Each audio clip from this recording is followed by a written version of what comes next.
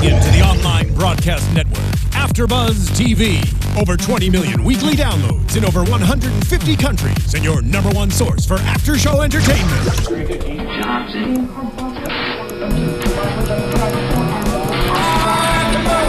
AfterBuzz TV, the destination for TV superfans. Producing aftershows for over 300 of your favorite TV shows, interviewing celebrities and showrunners, and bringing you behind-the-scenes exclusives. All thanks to E! Entertainment's Maria Menounos, producer Kevin Undergaro, and internet leader Akamai. Now, let the buzz begin! Hello, AfterBuzzers. We're here doing another AfterBuzz TV after show for Disney's Girl Meets World Season 1, Episode 21, Girl Meets Demolition. I'm your host, Kristen Elizabeth Snyder, and you can follow me at Cinematic Escape on Twitter. Hey, and I am Lee Michael Epstein. You can follow me at Lee M. Epstein. Lee, I'm so glad that we got a bonus after show because there was a bonus Girl Meets World show. I know, it was awesome. Yeah, and they had a special guest, Debbie Ryan, who plays the Demolition Girl Aubrey this episode. But most of our viewers and the Disney Channel viewers probably know her better from Jessie. Yeah. So, did you like this episode? How'd you feel about it? I liked it. It wasn't my favorite, but I think... Because there wasn't enough algae, right? Yeah, but also who was conspicuously absent also was Corey Fogelmanis. Minkus. We need our Farkle. We had no Farkle. Farkle Minkus. We had no Farkle Minkus. Yeah, and we had no Corey, no Augie, and we had no Peyton. We didn't have the face. What I really loved about this episode was it was really about being taken advantage of in the real world. Yeah. And I think everyone out there can relate to this. I mean, for me personally, even as an adult, when it happens to me, I am so livid. And I do go back and I try to fix things, but it doesn't normally go down the way like it does in this episode. Although, okay, I will say...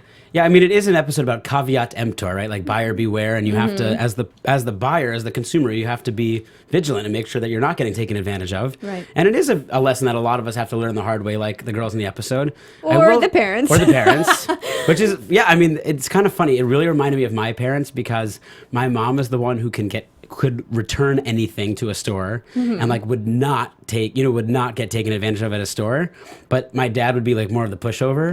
My mom would be like, "What are you doing?" Yeah, exactly, just like Corey. And my mom is a lawyer, just like Topanga, and she'd be like, "No, Stuart, no." And she would go back to the store. We're taking this back. And she always told me that like my grandma, her mom was good at, making sure there was good customer service. And I've seen it like in some serious examples, whether it's in a store or insurance companies, like there's a lot of ways that you have to stand up for yourself sometimes. Yeah, well, it all starts because these girls, they want to make money. And Riley and is since they're not in middle Jewish. school, they don't really have a way to do it. Okay, I know, I love this joke. Yes, you want to talk about it? Well, you could bring it up. Riley wants to make money, and they were talking about having a bar mitzvah because then she would get tons of money, but the only a bat mitzvah because she's a girl. Mitzvah. Yeah. So the only problem with this, did you like that? But it's close enough for jazz. It's fine. I got you. Yeah, so... That was a funny line that they made this, like, what'd she say that, oh, what do you know about a bat mitzvah? Oh, it's about 10 hours before the party or... 10 hours before you get the cards for all the money. I like when they were also talking about, well, the only problem with that is that Riley is, of course, not Jewish, so that's not going to work. But that was so funny. What's your Hebrew name? Riley Matthews? Yeah. Super Hebraic name. Riley Matthews, yeah. Yeah, and I like little Irish for Hebrew. Right. And Topanga's telling them, get outside, go out, and Maya looks outside and she's like, it's fake. I don't want to go out there. It looks fake. And I thought that was hilarious because yes, they're on a set, so it's a little meta it's joke very there. Meta, yeah. But at the same time, I mean, our world is man-made. It's not the real natural nature stuff like it used to be. I mean, now when you look outside, everything is fake. Yeah, but it's one thing that's funny about that. I was just in New York this weekend, and like that part of New York where the show allegedly takes place, it is man-made, but it's also so old and beautiful, and like that brownstone that they allegedly live in. It's so beautiful. Like they're not saying it's not beautiful. I just get what she's saying. You know, like it's not real like it used to be. Living out in the I'm from a small town in the middle of nowhere. Right. So not so many bat mitzvahs going on there.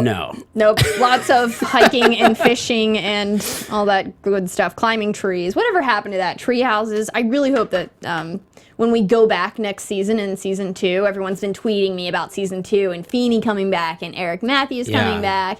And everyone's been sort of asking how we're going to do our shows, which we'll talk about that later because I think they have a week long. You're going to tell me, right? I'm going to tell you. Okay, great. I'm looking forward to it also to find out how we're doing it. Lee and I haven't discussed this yet. Okay. So getting we're back. We're going to find out live on AfterBuzz TV. Just you guys hold on. So I like that one line. Well, they decide to sell all their clothes, right, to Aubrey. And they wanted to get money back, but in the end, Riley ends up buying a dress for $300, buying these shoes for $200. And so, of course, we see their father, Corey, come and try to come to the rescue and get their money back. But I knew all along he was going to be suckered into this as well. You knew? Yeah, of course I knew. And I think the fans wanted you to dress up like Justin Timberlake today. Oh, They did tweet us that. You know what's so funny? Yeah, because the fans beat me to the episode this week. And it's so funny. You were like, what's going on? I was so confused. I thought, well, that's not, we love our fans. We do. And I was like, oh, they just had this funny idea. They just want you to be Justin Timberlake. I had literally no idea what they were talking about. And then, I know, I'm really sorry. Maybe next time. No, I mean, you're looking great in your Justin Timberlake jacket. I mean, I'm like. Pulling it off. I'm no JT, yeah. Steven in the booth is in a great... Yeah, Steven, show yourself. Steven, I think, looks a little bit more like Justin Timberlake today than Lee does. Steven got the memo, guys. Don't worry. Steven's got on his leather Justin Timberlake jacket. There's Steven. Thanks for dressing up for us, Steven. It wasn't intentional. It was not. Steven's just that good looking that he wakes up like JT. Do you see what he's saying? He's like, he just came to work. And he just looked like Justin. Yeah. Okay, next time. Next time we'll do some more dress up. Yeah, we'll dress up a little bit more. So then Topanga, of course, has to come in and try to get the money back. And she's a lawyer. And even she can't do it because there's just signs everywhere pointing to the fact that no matter what you do, you can't get your money back. But Riley actually decides not to be a chump this episode and calls their good friend Evelyn Rand, played by Jackie Harris, who we love. Jackie. Yeah, she changed her name. No, wait, hold on. We always do this wrong, and Michael corrected us. We always say her name wrong. I think it's Jackie, and she dropped Harris. But isn't it Jackie Harry? See, I thought we were always calling her Jackie Harris, and it's Jackie Harry. I'm so sorry. You're a very talented actress. We love your work. I'm sorry that we can't say your name. She dropped her last name. Oh, now she just Jackie? She just wants us to call her Jackie. Oh, that's like half the things for us to screw up, so that's good. Well, we just make sure we get the first name right now. There we go. Well, it was good to see her back. Yeah, she's great. And of course, she's great. We remember her from like the first episode of Girl Meets World where she was playing, she was like kind of pretending to be homeless. And then it turns out she's like this well-known billionaire. So Riley gets the idea to call her and have her pretend to want to buy the dress back and everything. So, of course, that's when Aubrey decides that she wants to, make this deal and have a change of heart. And so I was happy to see that Evelyn helped them in this situation. What were your thoughts on it? Yeah, I mean, I love her character, like that she kind of comes in and out and like she's not, so integral to the plot all the time, but or like her character is not always developed because she's not always there. But when she comes in, she actually is quite integral to the plot usually. Yeah, very monumental moments. When big she moments, comes in. yeah, which are great. I mean, she's just great. She's a real strong character actress, and I just think it's great when she comes in. This episode was different than a lot of the others. I mean, look, it wasn't really part of either season. That's what they're saying. At least it wasn't really season 1 or 2. In-betweener. What's the word? I know you guys are going to tweet this at me. No, there's a word on the Disney Channel, wacky. What the what week? Yeah. Thank you.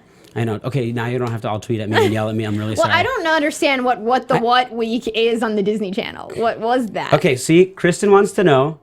So if you want to tell her, tweet Kristen. See this? Now they're all going to tweet you. Okay, great. But we love it. I'm just joking. We love it. But yes, I love it. I don't know what it is, but what week? I guess it's just kind of like a random fun episode. In this show, it fits in, it's not like it's such a consistent plot where we need everyone to go into the next one, but we didn't have any of really like the friend. A lot of them have been kind of building this friendship, the foursome. and we didn't have any of that. We didn't have like any of the sibling stuff. We didn't have any of Ava. So there were like a lot of characters who have been developed lately in the past few episodes or the past second half of the season. We haven't really seen that so much in this one, so it was different in that way. Well, but still enjoyable. I think a lot of the Jessie fans though came over to Girl Meets World this week, and maybe now they'll start watching Girl Meets World because they liked seeing Jessie on it.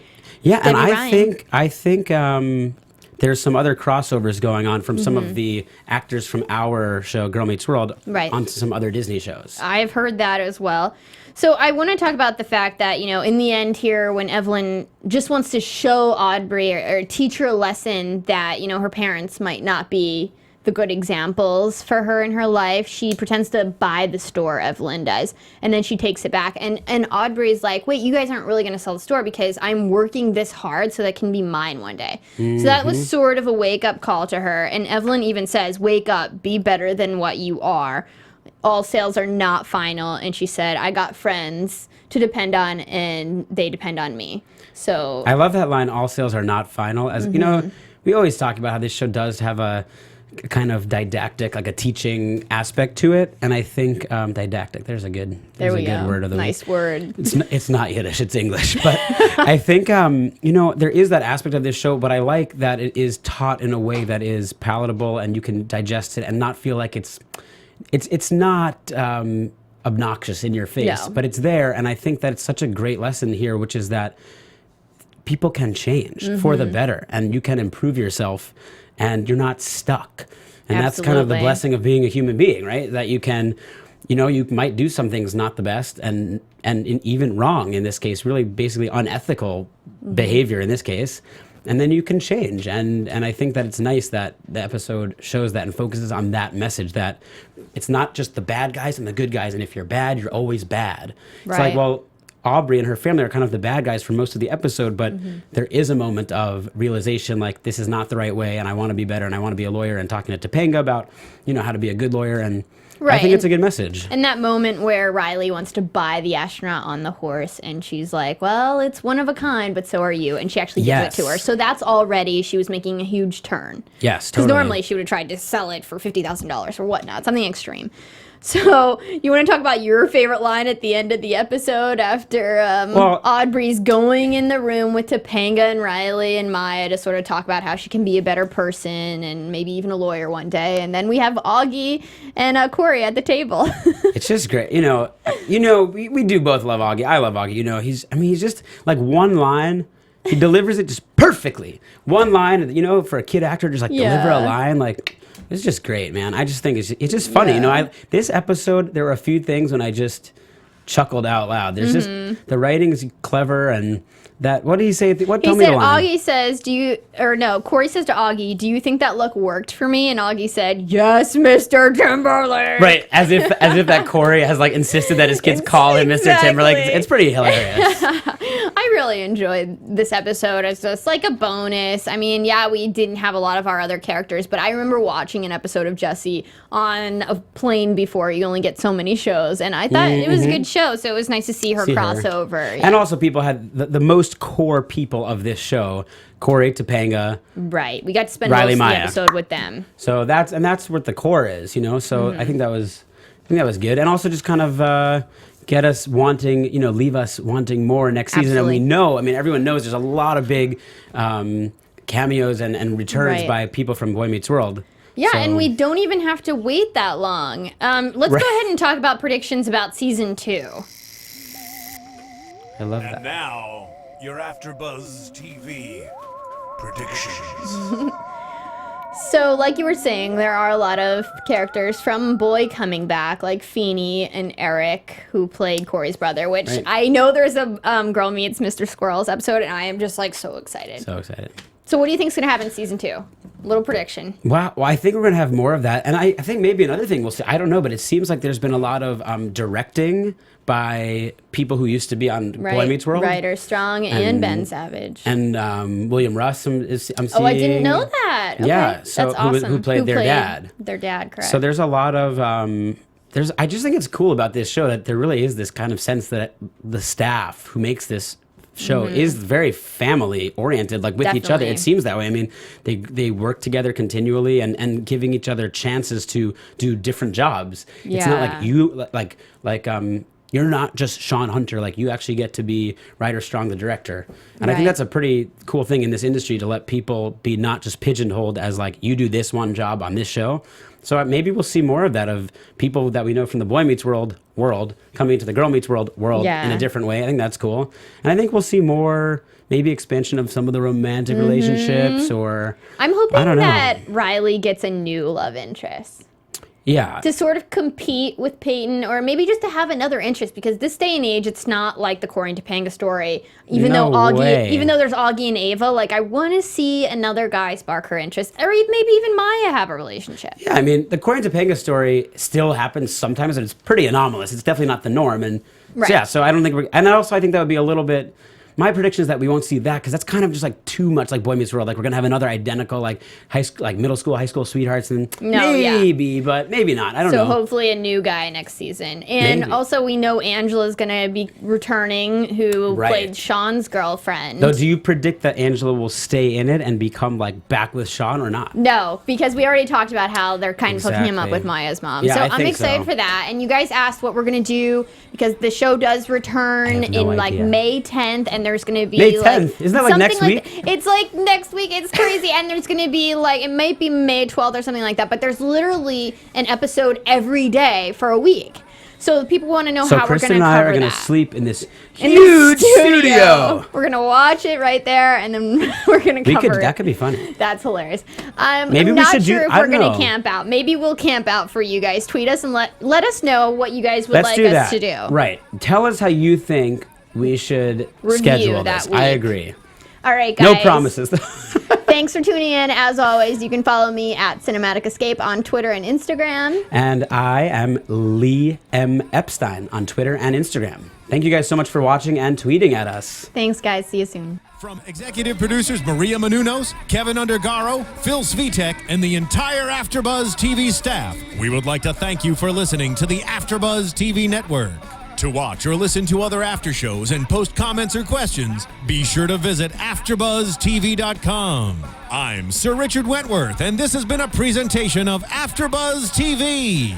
Buzz you later. The views expressed herein are those of the hosts only and do not necessarily reflect the views of AfterBuzz TV or its owners or principals.